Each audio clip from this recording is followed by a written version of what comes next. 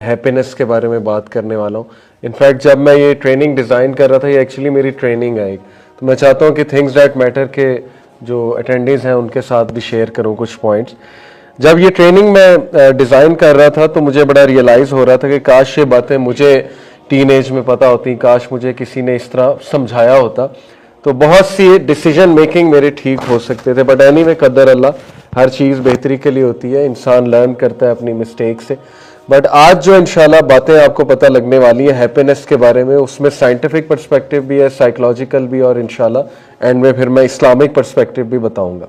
तो स्टार्ट करते हैं सबसे पहले एक सवाल से जो अमेरिकन स्टूडेंट से भी किया गया था, और ये एक रिसर्च है पूरी जिससे उन्होंने साबित किया कि जो स्टूडेंट्स हैं उनके नज़दीक ये चीज़ें हैप्पीनेस लाती हैं।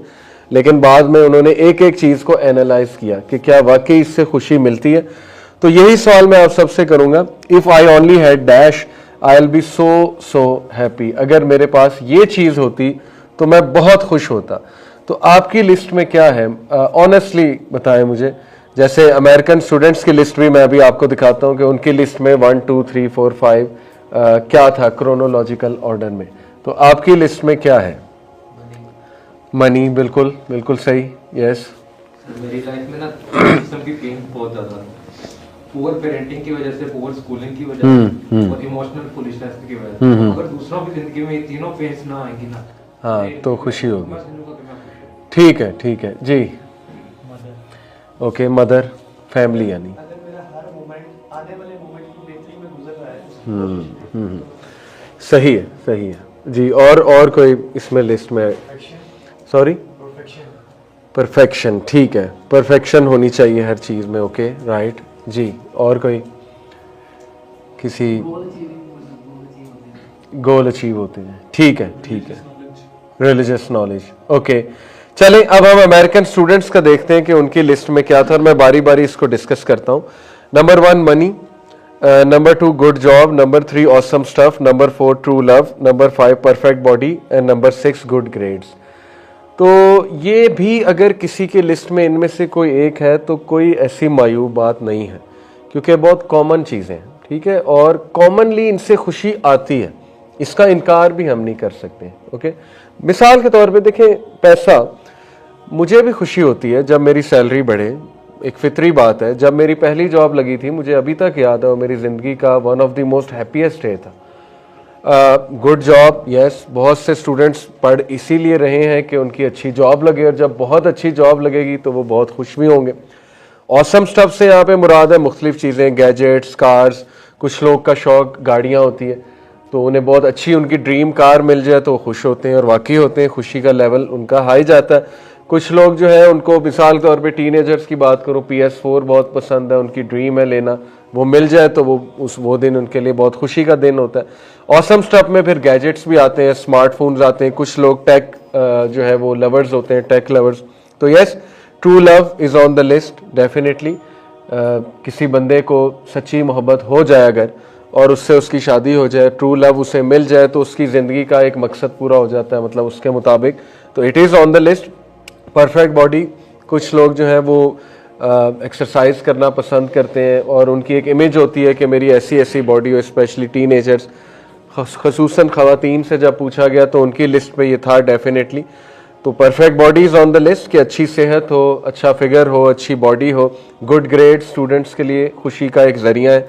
स्टूडेंट्स कहते हैं हमारे अच्छे ग्रेड्स आते हैं तो हम खुश होते हैं, बुरे ग्रेड्स आते हैं तो हम नाखुश होते हैं, और अगर मुस्तकिल बुरे ग्रेड्स आए तो डिप्रेशन भी हो जाती है। तो ये 6 चीज़ें बड़ी फितरी चीज़ें हैं, और ये लिस्ट पर बिल्कुल मौजूद हैं, और अगर आपकी भी लिस्ट में है तो इसमें कोई मायूब बात नहीं है। इसका ये मतलब नहीं है कि आप मटीरियलिस्टिक हो गए हो, या इसका ये मतलब नहीं है कि आपकी लिस्ट में गलत चीज़ें। लेकिन हाँ, एक मतलब ज़रूर है कि हमने अब इसको बारी बारी ये देखना है कि क्या इससे मुस्तकिल खुशी आती है कि नहीं आती। क्योंकि खुशी जो है ना, उसका जो इस्लामिक कॉन्सेप्ट है वो ये है कि एक मुस्तकिल तौर पर बंदे को sense of gratitude, sense of calmness और सेंस ऑफ ट्रैंक्विलिटी हो। हमारा वैसे खुशी का पर्सपेक्टिव बहुत डिफरेंट है। खुशी की ना बहुत सी डेफिनेशन है। अगर आप साइकोलॉजी पढ़ने बैठेंगे ना और ये चैप्टर खोलेंगे हैप्पीनेस एंड वेल बीइंग का, तो आपको बहुत मुख्तलिफ डेफिनेशन, जैसे मैं आपको एरिस्टोटल की डेफिनेशन यूडेमोनिया की बताता हूँ। उसने यूडेमोनिया का कॉन्सेप्ट दिया था एरिस्टोटल ने। यूडेमोनिया उस स्टेट को कहते हैं कि जब एक बंदा बामकसद ज़िंदगी गुजारता है और उसकी हायर वैल्यूज़ होती हैं और वो हायर वैल्यूज़ को अचीव कर लेता है, तो फिर वो इस स्टेट में आ जाता है। यानी यूडेमोनिया इन शॉर्ट है सेटिस्फेक्शन, कि वो सेटिस्फेक्शन की तरफ चला जाता है। जबकि जो मटीरियलिस्टिक किस्म की डेफिनेशन जो देते हैं साइकोलॉजिस्ट, वो हेडोनिज्म का कॉन्सेप्ट देते हैं, हेडोनिक प्रिंसिपल उसे कहते हैं। Hedonism is simply the attainment of pleasure and the avoidance of suffering. उनकी डेफिनेशन बहुत क्लियर है। वो ये कहते हैं कि जब आप प्लेजर को बढ़ा दो और सफरिंग को कम कर दो तो ये हैप्पीनेस बन जाती है। तो प्लेजर की फिर डेफिनेशंस मुख्तलिफ, हर बंदे के लिए मुख्तलिफ है। जैसे कुछ लोगों को प्लेजर मटीरियलिस्टिक चीज़ों में मिलता है, कुछ लोगों को प्लेजर जो है वो नॉन मटीरियलिस्टिक चीज़ों में मिलता है। तो प्लेजर भी एक रिलेटिव टर्म है हर बंदे के लिए। इसी तरह पॉजिटिव साइकोलॉजी की डेफिनेशन में जाएंगे तो उन्होंने प्लेजर के साथ भी खुशी एसोसिएट की है। प्लेजर खाना खाने से भी मिल सकता है, प्लेजर जो है वो एक रिलेशनशिप चलाने से भी मिल सकता है, प्लेजर जो है वो अपनी ख्वाहिश पूरी, ख्वाहिश नफ्सी जिसे कहते हैं, वो पूरी करने से भी मिल सकता है। प्लेजर के साथ वो एसोसिएट करते हैं रिलेशनशिप्स को भी, कि एक बंदे के रिलेशनशिप्स अच्छे हैं, उसका सपोर्ट सिस्टम अच्छा है, सपोर्ट सर्कल उसके गिर्द अच्छा है, तो वो बंदा खुश रहता है दूसरों से। एक बंदा लोनली है, उसके इर्द गिर्द सपोर्ट सर्कल नहीं है, तो वो खुशी से दूर चला जाता है। तो रिलेशनशिप्स के साथ भी उन्होंने एसोसिएट किया। तीसरा पर्सपेक्टिव उन्होंने मीनिंग के साथ भी दिया। तो ये बहुत सी चीज़ें हैं, मटीरियलिस्टिक चीज़ें प्लेजर में आती हैं। इसके बाद रिलेशनशिप्स वगैरह वो हमारे यानी रिश्ते वगैरह, उससे भी हैप्पीनेस एसोसिएटेड है। और तीसरा मीनिंग के साथ, मकसद के एक बामकसद ज़िंदगी होनी चाहिए। तो एनीवे इन 6 को हम क्विकली एनालाइज करते हैं कि साइकोलॉजिस्ट इनके बारे में क्या कहते हैं। ओके, सबसे पहले ये डायग्राम मुझे देखकर बताएं कि कौन सा ऑरेंज सर्कल बड़ा है, राइट के लेफ्ट वाला। पहली नजर में आप कहते हैं कि राइट वाला ऑरेंज सर्कल या लेफ्ट वाला, राइट वाला देखने में बड़ा लग रहा है, ठीक है, पहली नजर में। हालांकि ये दोनों सेम है। तो ये एक इल्यूजन है और इसको दिखाते हैं साइकोलॉजिस्ट एक बड़ी जबरदस्त बात प्रूव करने के लिए। अब इस एक डायग्राम से देखें हम क्या क्या साबित करेंगे। ये देखिए अगली स्लाइड में लिखा है fact number 1, our minds just don't think in terms of absolutes.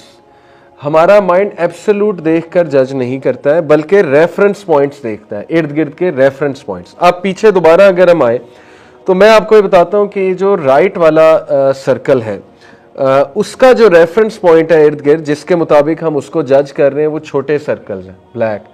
और जो लेफ्ट वाला ऑरेंज सर्कल है, उसके इर्द गिर्द जो रेफरेंस पॉइंट्स हैं वो बहुत बड़े हैं। तो पहली बात ये कि अगर आपके रेफरेंस पॉइंट्स ठीक नहीं है ना जिंदगी में, तो आप अपने आप को बहुत छोटा फील करते हो, या आप सोशल कंपैरिजन और एंग्जाइटी की तरफ जाते हो। मिसाल के तौर पे जो राइट वाला है, इसके इर्द गिर्द रेफरेंस पॉइंट्स ही छोटे हैं, तो ये सर्कल बड़ा लग रहा है। जो लेफ्ट वाला है, इसके इर्द गिर्द रेफरेंस पॉइंट्स छोटे हैं, बहुत बड़े हैं, तो ये सर्कल हमें छोटा मालूम हो रहा है। तो सही रेफरेंस पॉइंट जिंदगी में बनाना बहुत ज़रूरी है खुश रहने के लिए। ये पहली चीज़ हमने सीखी इस डायग्राम से। मिसाल के तौर पे एक बंदे का रेफरेंस पॉइंट उसका कज़न है, ठीक है, और वो कज़न दुबई में 15 लाख रुपया कमा रहा है। अब वो उसको रेफरेंस पॉइंट बनाकर ये देखता है कि मेरे पास भी 15 लाख रुपया आना चाहिए पर मंथ, जबकि वो ये नहीं देख रहा कि उसकी एजुकेशन क्या है, उसकी ग्रूमिंग क्या है। और रिस्क का कॉन्सेप्ट तो बहुत क्लियर है कि अल्लाह ताला ने लिखा है, पहली बात, उसको अगर मिल रहे हैं तो अल्लाह सुब्हानहू व तआला ने लिखा है। फिर ये कि वो वहां तक पहुंचा कैसे, ये सारी चीजें इग्नोर करके सिर्फ उससे कंपेयर किया जा रहा है कि मैं भी इस पोजीशन पे होना चाहिए हूँ, या एटलीस्ट इस पोजीशन पे नहीं तो इसके करीब करीब। तो इससे क्या होता है कि जाहिर है कि बंदा ओवर थिंकिंग करता है, बंदा अपने आप को नीचा समझता है। एक बंदा, उसका रेफरेंस पॉइंट जो है वो एक सेलिब्रिटी बन गया। अब वो सेलिब्रिटी को चेज करने की कोशिश करता है, लेकिन वो ये नहीं देखता है कि उसकी रियलिटी क्या है, असल में सिचुएशन क्या है। इसीलिए देखें रसूलुल्लाह सल्लल्लाहु अलैहि वसल्लम ने हमारे सही रेफरेंस पॉइंट्स बनवाए हैं।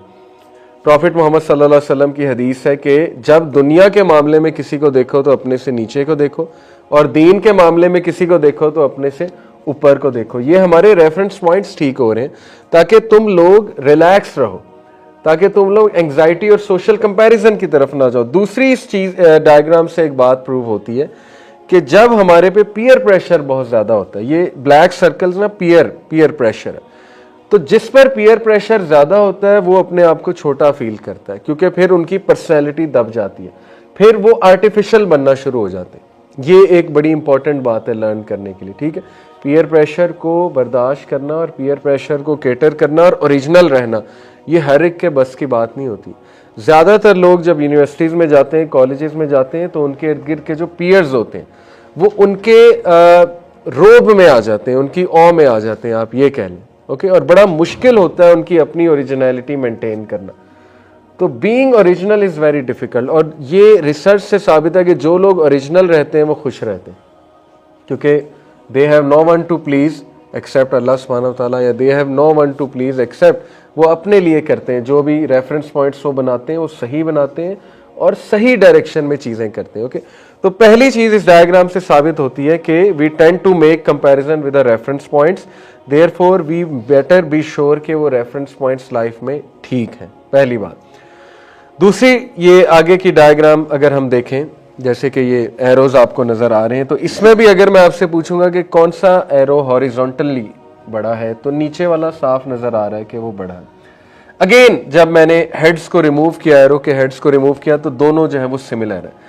In the next diagram also, अगर मैं आपसे पूछूं कि कौन सी टेबल की डायमेंशन जो है वो बड़ी है, तो आप कहेंगे लेफ्ट वाली जो है वो ज़्यादा लंबी है, उसकी लेंथ जो है वो ज़्यादा बड़ी है, साफ दिखाई दे रहा है, ऐसा ही है।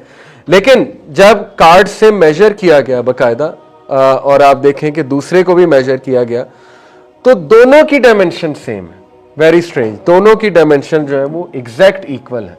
अगेन ये इल्यूजन है, और इस इल्यूजन से हमारे माइंड का हमें पता लगता है, और वो फैक्ट हमें क्या पता लगता है, our mind strongest intuitions are often totally wrong. हमारे माइंड की ज़्यादातर इंट्यूशन समझते हैं, उसकी जजमेंट, वो ज़्यादातर गलत होती है, क्योंकि हमारी जो जजमेंट है वो बहुत से फैक्टर्स पे डिपेंड करती है, हमारे पर्सनल नॉलेज पे, हमारी पर्सनल ग्रूमिंग पे, हमारे पर्सनल ख्यालात पे। मैंने आपको खुद डायग्राम से साबित किया कि जिस टेबल को हम लंबी समझ रहे थे, वो टेबल और साथ वाली टेबल इक्वल थे असल में। जिस एरो को हम लंबा समझ रहे थे, वो और ऊपर वाला एरो एग्जैक्टली इक्वल है। तो इससे क्या, इसकी इम्प्लीकेशन क्या है, most of the goals we think will make us happy don't really make us happy.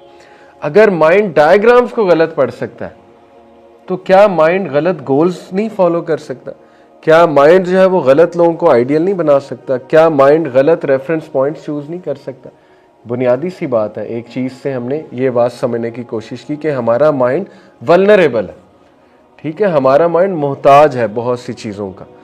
कोई भी ये नहीं क्लेम कर सकता कि वो अक्ले कुल है, ठीक है ना। जैसे मैं आपको हैप्पीनेस का वेस्ट का कॉन्सेप्ट बताता हूँ, हिडोनिज्म का कॉन्सेप्ट क्या है। हिडोनिज्म का कॉन्सेप्ट है कि you should do what makes you happy, simple as that, कि वो करो जो तुम्हें खुश करता है। अब एक बंदे के रेफरेंस पॉइंट्स ही गलत हैं, एक बंदे की चॉइसेस ही गलत हैं, एक बंदे ने गलत चीजों में खुशी तलाश करना शुरू कर दिया है, तो आपने इस सेंटेंस से उसको तो फंसा दिया ना, उस बेचारे को। आपने कहा जो तुम्हारा दिल करता है वो तुम करो। जैसे LGBTQ का मामला ले लें, शरीयत कहती है कि वो गलत अमल है, चाहे किसी को खुश करता है, चाहे किसी को प्लेजर देता है, लेकिन उन्हें कहा गया कि be proud who you are, बाहर निकलो, डरो नहीं, जो तुम्हारा दिल करता है वो तुम करो। तो उससे अगर उनको खुशी पहुंच रही है, तो इसका मतलब कि वो डिसीव्ड है, उनके रेफरेंस पॉइंट्स गलत हैं, उनकी इंट्यूशन ही गलत है टू बिगिन विद। तो हमने सही कैसे अपने माइंड को सही किस तरह से बताना है, किस तरह से सिखाना है,